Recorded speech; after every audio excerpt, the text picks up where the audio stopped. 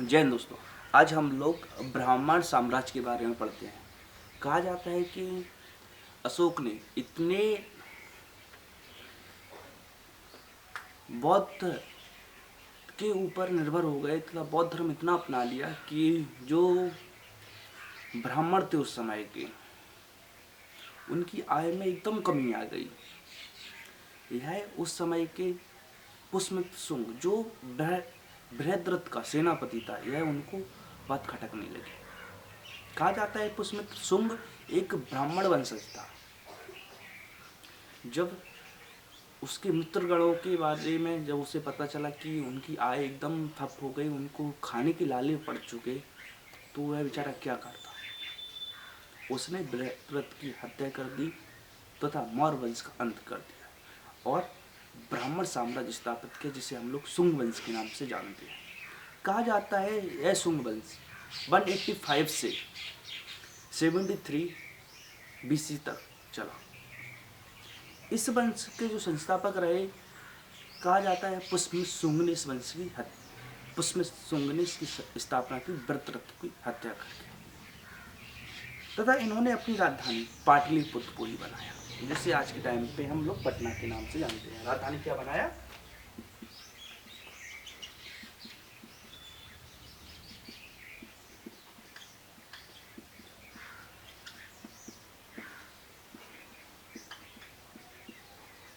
इन्होंने अपनी राजधानी पाटलिपुत्र, जो प्रेजेंट टाइम की पटना है, उसको अपनी राजधानी बनाया।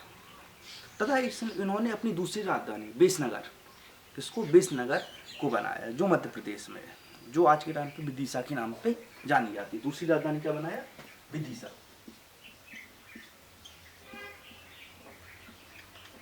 MP।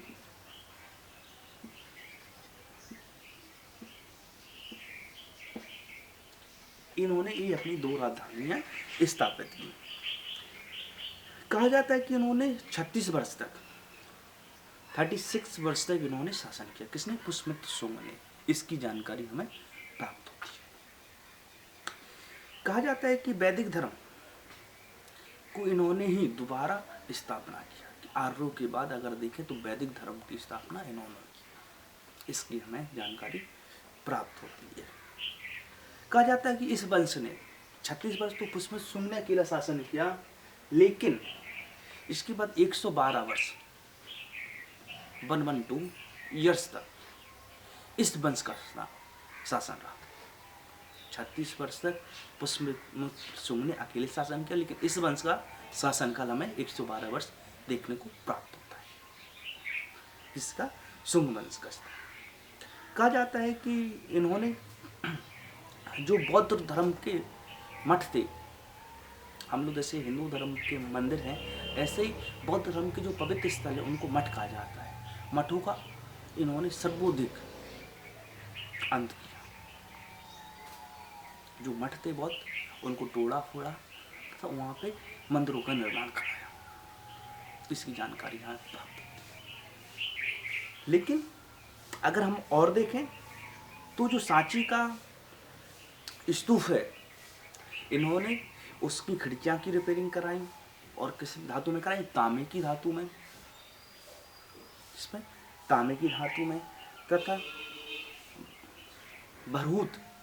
भरूत मध्य प्रदेश का स्तूप है, उसकी खिड़कियाँ पत्थरों से बनाई। इसकी भी हमें जानकारी प्राप्त होती है। तथा अशोक के द्वारा सांची एवं भरूच का स्तूप हमें प्राप्त होता है, उनका आकार 2 गुना कराया। मतलब जो छोटे छोटे आकार के थे उनको बड़ा कराया। इसकी जानकारी प्राप्त होती है। और जो भरूच का स्तूप है तथा सांची का स्तूप है, वह अभी जो हमें देखने को मिलता है वह इनके द्वारा, पुष्यमित्र शुंग के द्वारा बनाया हुआ हमें मिलता है। तो जो इतिहासकारों ने वर्णन किया कि पुष्यमित्र शुंग ने बौद्ध धर्म को समाप्त करने के लिए प्रयत्न किया, यह कहीं कहीं हम देखते हैं तो यह सिद्ध नहीं हो पाता है कि यह निर्माण करा रहा है। तो कैसे हो सकता है कि कुछ चीज को बुद्धों के स्तूपों को अंत कर दिया? कैसे सिद्ध हो सकता है? निर्माण भी हो रहा है। तो यह इतिहासकारों की कहीं ना कहीं हमें चूक देखने को मिलती है। इसके बाद कहा जाता है कि जो बौद्ध ग्रंथ है जातक, इस ग्रंथ की रचना भी इन्हीं के काल में हुई। तो कहीं ना कहीं यह इतने बड़े बड़े ग्रंथों की रचना हुई इनके काल में, तो कैसे इनको हम बौद्धों का नाशक कह सकते हैं। जातक एक बौद्ध ग्रंथ हमें देखने को मिलता है, कैसे कह सकते हैं। इसके बाद हमें देखने को मिलता है पारणी, जो पारणी है अष्टयायी अष्टधाई पुस्तक, जो व्याकरण ग्रंथ है उसकी भी रचना हुई, जो हिंदुओं का ग्रंथ है। इसके बाद मनुस्मृति भी देखने को मिलती है, जो इनके समय में हुई। गर्मी साहित्य, जो गर्मियों में लिखा गया, गर्मी साहित्य की भी हमें जानकारी मिलती है।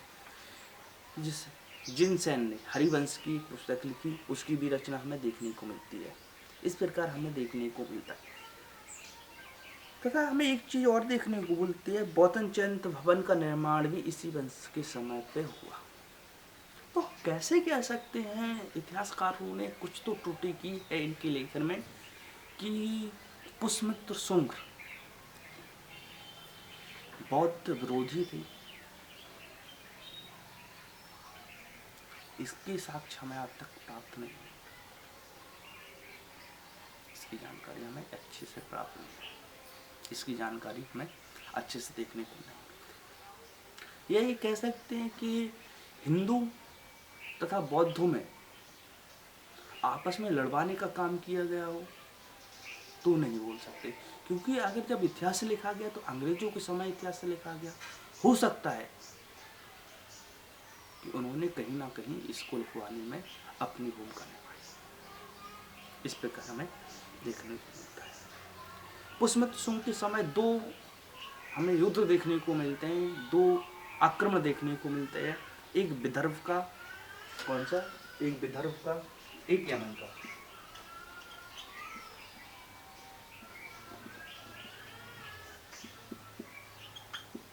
ये दो हमें आक्रमण देखने को मिलते हैं, एक विदर्भ का, एक यमन का।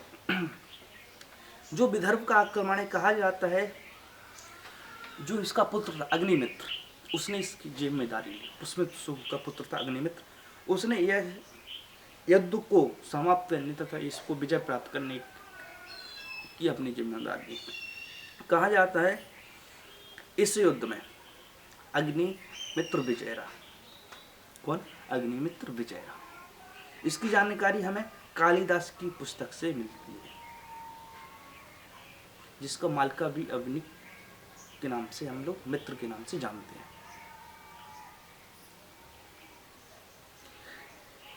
इसके बाद हमें एक और जानकारी मिलती है कालिदास की पुस्तक में। कालिदास की ही पुस्तक में हमें मालविका के प्रेम प्रसंग की जानकारी मिलती है कि अग्निमित्र एक राजकुमारी मालविका के साथ में इनके घनिष्ठ संबंध थे। इसकी जानकारी हमें प्राप्त होती